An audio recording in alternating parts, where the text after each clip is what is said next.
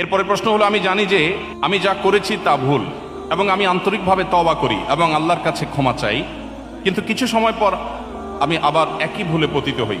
এরপর দোষবোধ ও আল্লাহ থেকে বিচ্ছিন্নতা অনুভূত হয়। আমি কিভাবে এই চক্র ভাঙতে পারি এবং সত্যিকারে নিজেকে নিয়ন্ত্রণ করতে পারি যাতে একই পাপ বারবার না করি? এই প্রশ্ন আমার মনে হয় আমাদের কম বেশি সবারই। কি বলেন, এই প্রশ্নের বাইরে কেউ আছেন? আমরা কি কেউ গুনাহমুক্ত আছি? আমরা কি কেউ পাপ মুক্ত আছি? প্রতি মুহূর্তে আমাদের গুনাহ হচ্ছে। যিনি প্রশ্ন করেছেন আমি তাকে অ্যাপ্রিসিয়েট করছি, কারণ একজন মানুষ গুনাহে লিপ্ত হওয়ার পর তার মধ্যে যে অপরাধ বোধ জাগ্রত হয়, তার মধ্যে যে আল্লাহর সামনে জবাবদিহি করার বোধ জাগ্রত হয়, এটাই হলো মানুষের জীবনের সবচেয়ে বড় মূল্যবান সম্পদ। একজন ইমানদারের জীবনের সবচেয়ে ভালো জিনিস হলো এটি। এই অনুশোচনা, এটাই হলো তওবার মূল সূত্র। কোরআনে কারিমে আল্লাহ রাব্বুল আলামিন বলেছেন, পরিষ্কারভাবে আল্লাহ তাআলা ঘোষণা দিয়েছেন, লা তাকনাতু মির রাহমাতিল্লাহ।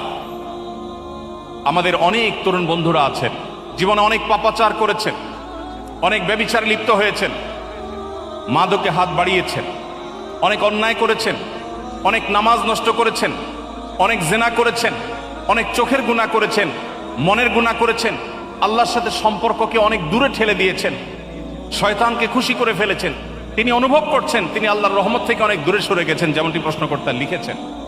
প্রিয় ভাইরা আমার, একজন মুসলমান হিসাবে আমাদের জন্য সবচেয়ে বড় প্রাউড করার, গর্ব করবার মতো একটা জিনিস হলো আল্লাহ রাব্বুল আলামিন আমাদের জন্য ক্ষমার দুয়ারকে ওপেন করে রেখেছেন।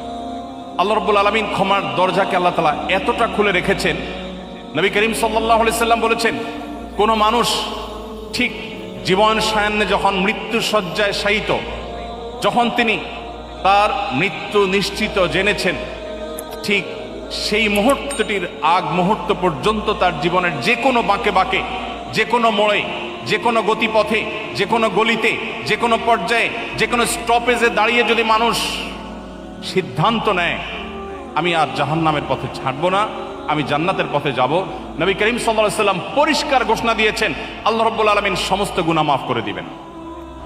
প্রিয় ভাইরা আমার, একটি ধারণা আমাদের অনেকের কাছেই হয়তো পরিষ্কার নয়, সেটা হলো ইসলামে এমন কোনো অপরাধ নাই, এমন কোনো পাপ নাই, এমন কোনো গুনাহ নাই, এমন কোনো খারাপ কাজ নাই যে কাজ মানুষ পরিহার করবার সংকল্প করার পর আল্লাহর পথে, জান্নাতের পথে ফিরে আসার সিদ্ধান্ত গ্রহণ করে আর আল্লাহ তাআলা সেটা ক্ষমা করেন না।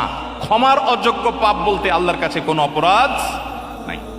প্রিয় ভাইরা আমার, পৃথিবীতে প্রচলিত যে ধর্মগুলো আছে, কোন কোন ধর্মের মানুষ মনে করে মানুষ যত পাপ করুক কোনো অসুবিধা নাই, সেই ধর্মের নবী সমস্ত পাপ সবগুলো আল্লাহর কাছ থেকে মোচন করিয়ে নেবেন, ফলে তাদের কোনো তওবা করতে হয় না।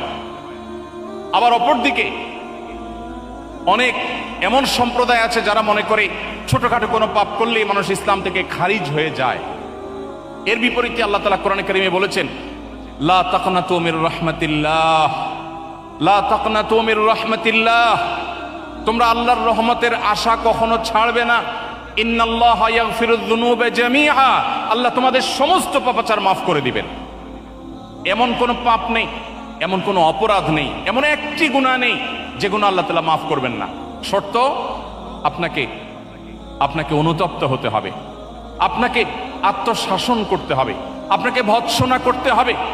ইমানদারের সবচেয়ে বড় অ্যাডভান্টেজের জায়গাই হলো এটা, ইমানদার জীবনের যে কোনো মুহূর্তেই তার জীবনকে ঘোরাতে পারে, তার জীবনকে পরিবর্তন করতে পারে। শুধু একটি সিদ্ধান্ত গ্রহণ করতে হবে, আমি আর জাহান্নামের পথে চলবো না, আমি এর নাফরমানি করব না, আমি আল্লাহর পথে চলবো। আমি আগের সমস্ত কাজের জন্য লজ্জিত, অনুতপ্ত এবং সংকল্প করলাম আর করব না। শুধুমাত্র আপনার এতটুকু সিদ্ধান্ত, এতটুকু অবস্থান এবং সংকল্প আপনার জীবনের সমস্ত গুণ, আমার কথা নয়, আল্লাহ বলছেন ইন্নাল্লাহা ইয়াগফিরুয যুনুবা জামিআ, আল্লাহ সকল গুনাহ মাফ করে দিবেন ইনশাআল্লাহ। অতএব যে সমস্ত বন্ধুরা বিভিন্ন পাপাচারের কারণে নিরাশ হয়ে গেছেন, আল্লাহর রহমতের আশা ছেড়ে দিয়েছেন, আল্লাহ ডাকছেন তার রহমতের কোলে, এরপরেও যদি আপনি মনে করেন আপনার গুনাহ মাফ হওয়ার নয়, তাহলে মনে রাখবেন শয়তান আপনাকে ধোঁকা দিচ্ছে। আপনারা সবাই নিশ্চয়ই শুনে থাকবেন, ইসলামী বিশ্ববিদ্যালয় কুষ্টিয়ার একজন প্রফেসর ছিলেন ডক্টর খন্দকার আব্দুল্লাহ জাহাঙ্গীর রাহিমাহুল্লাহ, নাম শুনেছেন না স্যারের? আব্দুল্লাহ জাহাঙ্গীর রাহিমাহুল্লাহ বলতেন, শয়তানের সবচেয়ে বড় অস্ত্র শয়তানের সবচেয়ে বড় হাতিয়ার হলো মানুষকে নিরাশ করে দেওয়া, মানুষকে আশাহত করে দেওয়া। নবী রাসূলদের কাজ ছিল মানুষকে আশাবাদী করে তোলা। একজন ইমানদার তার জীবনে যে কোনো মুহূর্তে তওবা করবে, জীবন পরিবর্তন করবার সিদ্ধান্ত করবে, নিবে, আল্লাহ তাআলা তাকে মাফ করবেন। আমরা সিদ্ধান্ত নেব তো ইনশাআল্লাহ? সবাই তওবা করবো তো ইনশাআল্লাহ? আল্লাহ আমাদের সবাইকে আপনি জাহান্নামমুখী যাত্রা পরিহার করে জান্নাতমুখী যাত্রায় আসার তৌফিক দান করুন। প্রিয় ভাইরা আমার, আপনার জীবনে বহু ব্যভিচার করেছেন, আল্লাহর শপথ করে বলছি, ওলামা ইকরাম এখানে আছেন, কোরআন এবং হাদিসের একটি টেক্সট, একটি লাইন কেউ দেখাতে পারবে না যে আপনি এত বেশি অপরাধ করেছেন আপনার অপরাধ ক্ষমা হবে না, এমন একটি আয়াত এবং হাদিস কেউ দেখাতে পারবে না। বরং আপনি যদি সিদ্ধান্ত গ্রহণ করেন যে আপনার রুট চেঞ্জ করবেন, আল্লাহ আপনার গুনাহকে মাফ করবেন। এরপরও যদি কেউ আল্লাহর রহমতের ছায়াতলে আসতে বিলম্ব করে, কেউ দেরি করে, কেউ যদি না আসে, তার চাইতে হতভাগা, তার চাইতে কপাল পড়া দুর্ভাগার কেউ হতে পারে না। রব্বে কারীমের কাছে দোয়া করি, আল্লাহ আপনি আমাদের সবাইকে তওবা করে আপনার জান্নাতের পথে, কোরআন এবং হাদিসের পথে একজন খাঁটি মুসলিম হওয়ার জন্য আমাদের সবাইকে আসার তৌফিক দান করুন।